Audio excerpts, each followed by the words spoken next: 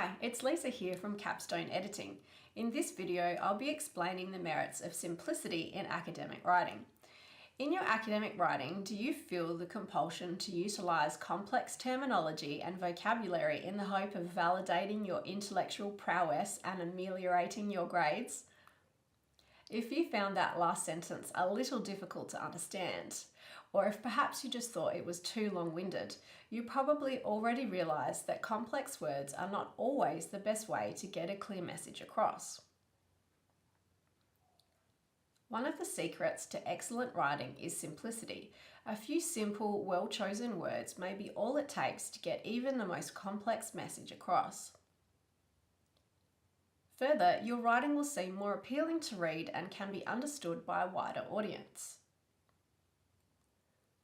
While occasional flowery or complex words can help make your writing more expressive, too much will cause your reader to tire of your writing style and lose interest. So how does one keep their writing simple? First, know your purpose.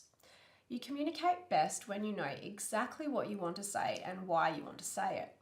By keeping your purpose in mind, you can then focus on conveying your message as clearly as possible. Second, use plain language. Why write attempt when you can use try? Write use instead of utilise and improve instead of ameliorate. Using everyday language helps readers to relate to your writing. This doesn't mean that you shouldn't use the occasional elaborate word. Rather, it means that your readers will be able to read your content clearly and then be enthralled by your more interesting words. Third, choose specific words and limit qualifiers. Excessive use of qualifiers such as very, quite, and really make your writing too vague and wordy. If there's a more appropriate descriptive word to use, use it. Here are some examples.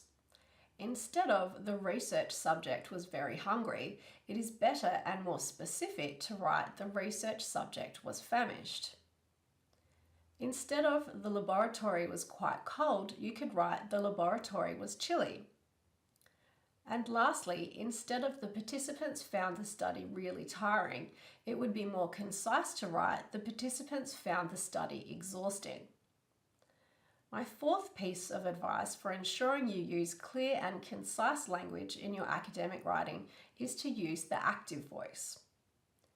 The active voice is where the subject of the sentence performs the action, such as in this sentence, short sentences provide clarity.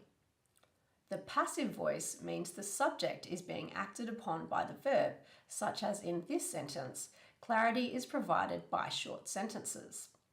Our brains tend to make more sense of sentences in the active voice because it has a more logical progression. Hence, we should aim to write most of our sentences in the active voice. However, it is important to note that the passive voice is useful in some circumstances and it is preferred by some disciplines in specific cases. You can read more about this in an article on our blog entitled "When the Passive Voice is Useful in Academic Writing." The next tip for clear academic writing is to balance your sentence lengths. While it's good to use short sentences, too many short sentences can make your writing seem disjointed and shallow. Instead, use a combination of short, medium, and long sentences to create rhythm in your writing. Make some direct points and elaborate on them. Then draw your reader into your content with longer, more descriptive sentences to engage them in a deeper emotional commitment to your cause, then lay off and give them the space they need to appreciate your views. And the very last step is to read your work aloud and edit it rigorously. The main piece of advice I'd like you to take away from this video overall is that, as Thomas Jefferson said, the most valuable of all talents is that of never using two words when one will do. I hope you found this information useful. If so, please do like it and share it. And don't forget to subscribe to the Capstone Editing YouTube channel for more videos on academic writing. Thanks for watching.